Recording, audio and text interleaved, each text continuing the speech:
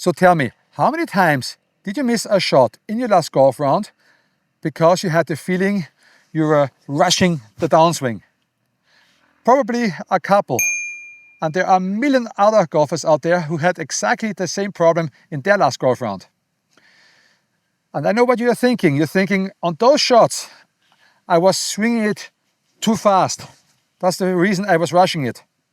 But what if I told you that the best players in the world actually swing it way faster than the golfers who think they are swinging it too fast? And yet, they are swinging the golf club with effortless power, and it looks really easy, as if they were doing nothing. So this cannot be the reason. Listen, I like the analogy with a racing track. Anybody can go down a racing track straight with a fast car. But if you want to set up a new course record, you have to be really good in the curves. How do the race drivers do this?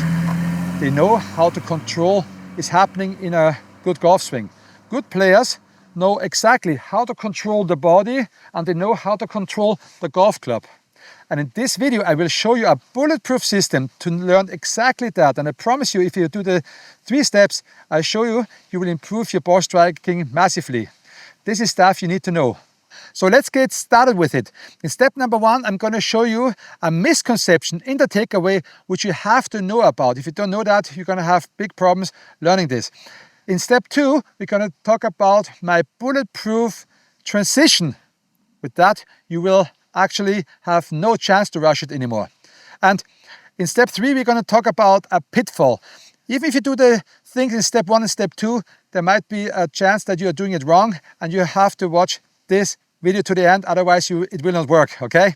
So let's start with step number 1, the misconception of the takeaway. So many golfers who have the problem with rushing the downswing have a fantastic idea. They try to start low and slow. Okay, so what does this do for you? When you start low and slow, you will typically get fast here in the second part.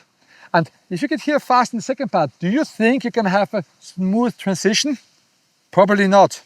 So what do the great players do, you might be thinking? They do exactly the opposite.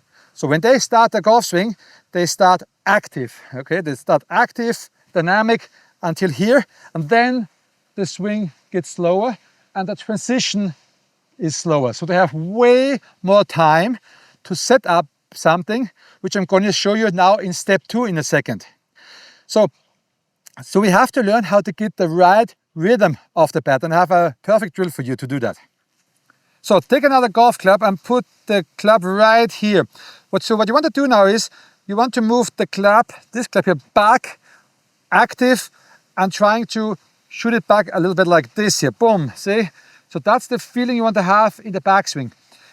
So when you have this feeling, you actually try to copy it like this here, and you try to hit a shot where you really try to get dynamic here, slow in transition. We need this to set up for stage number 2, for the step number 2 I'm going to show you now. Because I'm going to show you now a bulletproof concept which will help you to get this rush feeling rid forever. So before we talk about the great stuff in step 2, I want to make you aware that if you have any problems with your golf swing, I found a way to help you. If you scan this QR code or use the link down in the description, you will get to a page where you can download the Snead App, you can upload your swings there, and I can have a look at your golf swing. So let's continue with step number 2. And this one here is a big one, because this will actually help you to stop rushing it. So the thing is, after we started a backswing active like this, and then we are slower here, we actually have a lot of time. We have a lot of time to do something else. And what I like to do is, I like to move the pressure towards the lead foot in that stage. So it actually happens about here already in the backswing. I know that many of you have heard about this, and most golfers struggle doing that, but I found a really easy way to do it actually. And I want you to try out the following. So when I take a backswing and I'm here, I want you actually to have the feeling that you are bending your lead knee a little bit more than you are doing at the moment. What this will do is it will automatically move the pressure towards the ball of your lead foot. That's exactly what we want, and we want it to happen before we complete the backswing. And since we have all this time now, there's no stress. So it's active, bend the lead knee, and you're here. And nearly immediately, there's something else happening. A second thing is happening. And this is basically the reason which will help you to stop this rush feeling. It's called the lead shoulder stretch. Look, when I take my backswing and move my pressure left, then the hips turn. This basically happens as a byproduct of what I was telling here.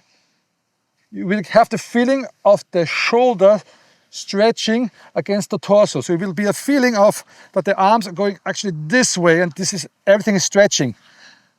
Golfers who have problems in the golf swing typically start with the hands first, and they do not get this stretch. This is probably the main reason why you have this rush feeling in the downswing.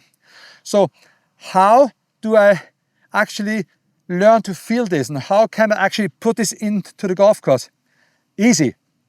So what you do is, I want you to focus on the wrinkles in your shirt right here. So when I take a backswing, there are typically some wrinkles. And if I try to stretch them out, I try to get rid of the wrinkles, this is exactly what I'm doing now. Then you have this feeling of stretching the shoulder.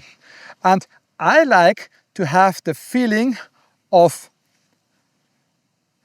having an active backswing, getting slower here. When you bend your lead knee, the same moment you try to get rid of the wrinkles. And if you combine that, you get this effortless golf swing where you don't have to use any power to hit the ball really far.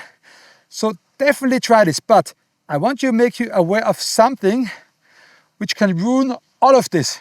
You could do everything I said, like in step 1 and step 2. You could like have an active backswing, get slower, bend your lead knee, get the pressure on the lead side, stretch the shirt by getting rid of the wrinkles, and still get a really bad golf shot and get the feeling of rushing it. Why? Let me show you. If I take a backswing and just for some reason I open the club face ridiculously open like this, okay? And I do everything I just said, and getting down to an impact zone, look where the club is pointing. All over there to the right. Which means you're probably only going to hit one shot like this, and then you're going to start to manipulate. And typically manipulation looks something like this, that you shoot out the elbows like this, you let them go apart like this, you pull it in, or you have some other different crazy compensations. So you have to be sure that the club face is closed enough in the downswing. So this can have many reasons why the club face is open, but one of the main reasons is the grip. And I know that 9 out of 10 golfers have a problem with that. And I want you to try actually this exercise now, and let me know in the comments how you did with that. So you do a setup, and now you put the club up here on your shoulder like this. So you let it rest like this. And now I want you to imagine you want to hit somebody on the head like this. So you go like this here, boom.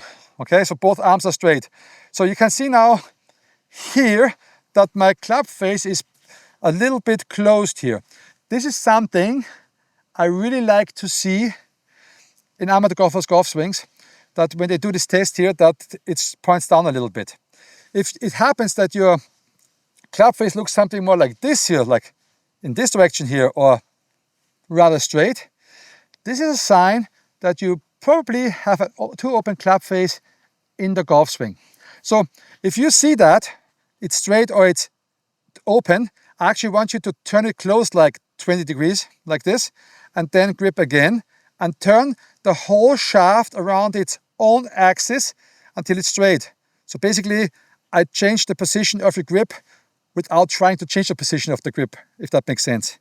And then with that feeling, I want you to get in your setup And I want you to do this exact same thing. You want to go active, active, bend your lead knee, stretch the shirt. Active, bend the lead knee, stretch the shirt. And now you're going to hit nice draws. Now you're going to have the feeling of power. So let me know in the comments how you did. And if you have any problems, just ask. I will try to answer every comment. And now I have another really interesting video for you about the takeaway, because we talked about it. This is this one here. Watch this one next, and I'll see you over there. Bye-bye.